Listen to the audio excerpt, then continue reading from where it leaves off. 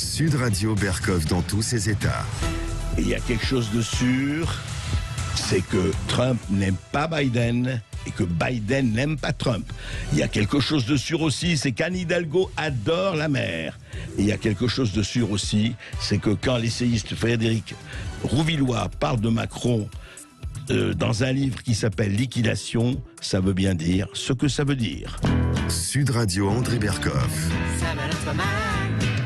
Berkov dans tous ses états, ça balance pas mal sur Sud Radio. I'll be glad when you say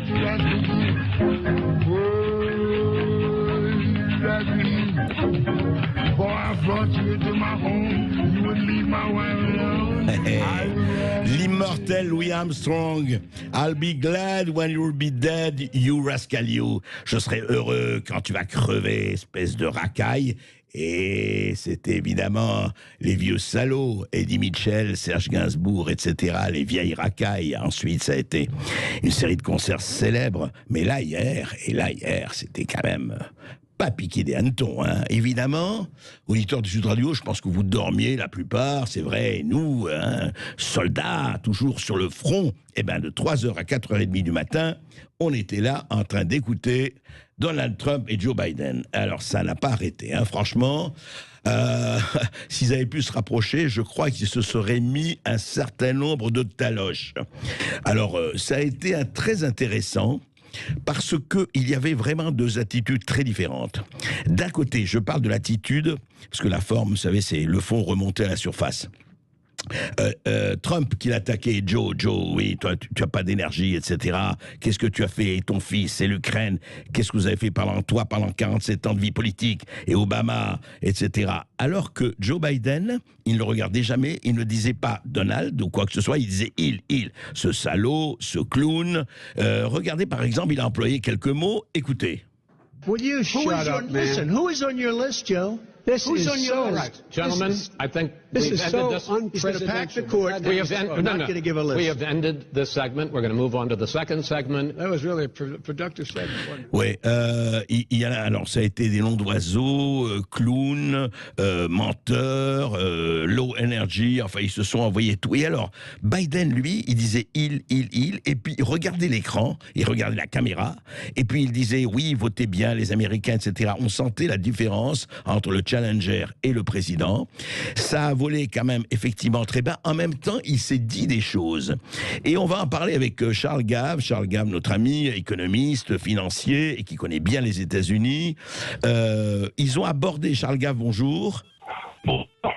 Bonjour. Charles Gave, ils ont abordé l'Obamagate, Trump a abordé l'Obamagate, mais en quelques mots simplement, il n'est pas allé à la carotide avec Biden, il n'est pas allé à la jugulaire, alors que Biden lui a dit « mais t'as rien fait pendant 4 ans, nul, etc., menteur et tout ».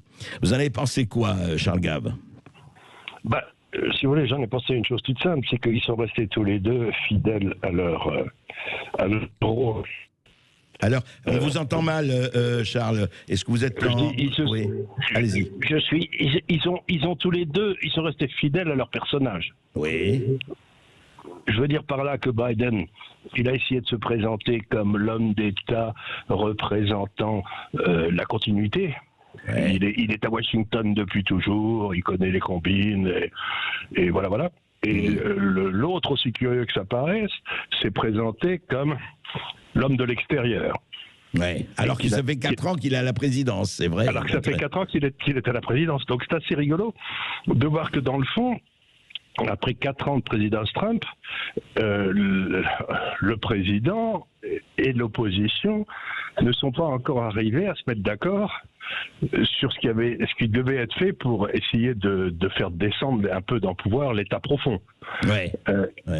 Biden s'est présenté comme si vous votez pour moi, on retrouvera les bonnes vieilles habitudes. Mm-hmm. Et Trump s'est présenté comme le gars. Si vous votez pour moi, je continuerai à nettoyer les écuries d'Augias. C'est ça.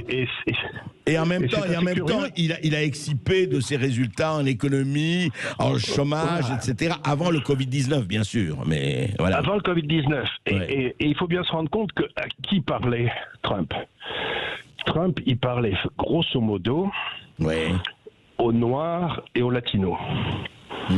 D'accord. C'est parce que sont les troupes profonde de la partie démocrate, et d'après certains sondages, il y aurait toute une série de Noirs qui, en raison des résultats que Trump a obtenus depuis 4 ans, seraient en train de basculer vers Trump. Et même chose pour les Latinos. Or, s'il y a une partie des troupes latinos ou noires qui basculent vers Trump, Biden n'a aucune chance. D'accord. Il faut qu'ils aient 90% des Noirs pour être élus, les démocrates. Ah oui, c'est ça. Oui, qu'ils ont toujours eu, enfin qu'ils ont souvent eu jusqu'à présent.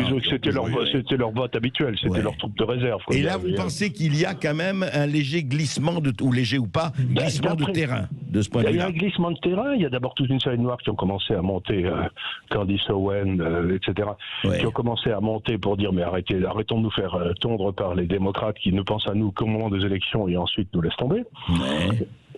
Mais il y a certains sondages qui semblent penser qu'il y aura entre 20 et 30% des Noirs qui vont voter pour Trump.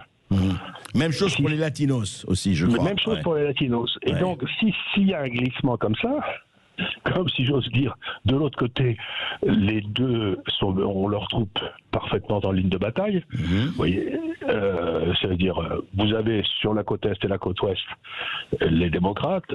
Au centre, dans ce qu'on appelle le pays au-dessus duquel les gens volent, vous savez, c'est-à-dire les avions passent de la côte ouest à la côte ouest et se posent jamais.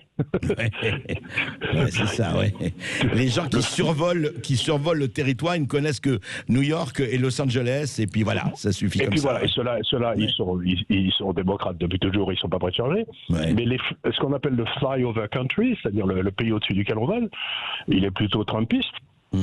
Mais alors, si par hasard, il y a des contingents qui font comme les Saxons dans les dernières batailles de Napoléon, qui changent de camp au milieu de la bataille, ça va.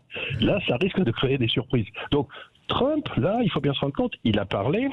Il a parlé pour cela, en fait. Il a parlé pour cela. D'accord, c'est intéressant. Il a parlé pour cela, c'est-à-dire qu'il leur a dit, ces gens-là n'ont rien fait pour vous depuis 50 ans. Oui, alors ce sera intéressant de voir si c'est perçu. Et on voyait aussi que le modérateur Chris Wallace, bien qu'étant de Fox News, était quand même très pro-Biden par rapport à Trump. Il était. Wallace, c'est l'excuse qu'a Fox pour dire qu'ils sont pas complètement à droite. Ah oui, c'est ça. Oui, d'accord. C'est la Libye démocrate, quoi. Voilà, c'est de la Libye démocrate. Donc, si vous voulez, c'est le gars. Bon, on a accepté tous les deux. Ils ont accepté parce qu'il y a d'un côté c'était Fox, de l'autre c'était Wallace. Mais Wallace, il n'a jamais trouvé la moindre. Il n'a jamais aimé Trump, il l'a jamais caché. Donc juste un mot pour le moment, vos pronostics, Charles Gave. On va pas faire de la voyance, mais quand même, avantage à Trump pour vous? Avantage à Trump parce que il faut bien dire que dans les villes qui ont eu des énormes troubles sur l'ordre public, etc., elles étaient quasiment toutes sous contrôle démocrate. Des villes comme Baltimore sont ruinées, il n'y a plus rien, il n'y a plus d'activité et tout, et elles sont gérées depuis 70 ans par les démocrates. Donc, et que Trump est en train d'essayer de donner, par exemple, le chèque éducation à tous les Noirs pour qu'ils puissent sortir des écoles pourries montées par les démocrates et tout. Donc,